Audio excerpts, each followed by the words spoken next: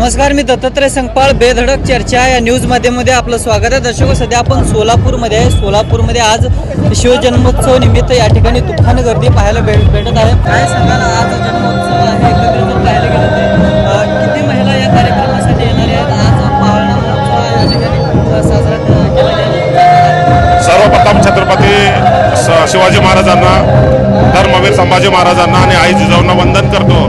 खरं तर आज इथे हजारोंच्या संख्येने महिला, माता भगिनी उपस्थित असतील. याचं एकच कारण आहे की शिवरायांचा आदर्श, शिवरायांबद्दल असलेला मनातलं त्यांचं प्रेम.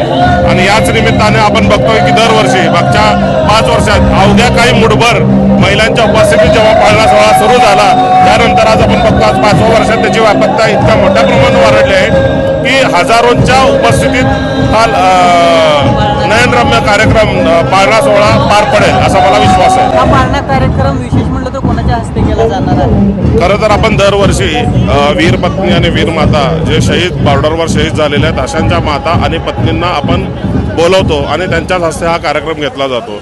दरवर्षी आपण 5-6 लोकांना त्या निमित्ताने बोलवतो. आणि शिवाय प्रशासनातील जे इतर आपले अधिकारी वर्ग आहेत, प्रशासनातून आपल्याला दरवर्षी सहकार्य करणार, जसे आयुक्त मॅडम असतील किंवा उपायुक्त मॅडम असतील, प्रामुख्याने महिलांच्या उपस्थितीचा कार्यक्रम पार पडतो. संपूर्ण सजावट या ठिकाणी सुरू आहे. बेधडक चर्चावरती मी दत्तात्रय संकपाळ.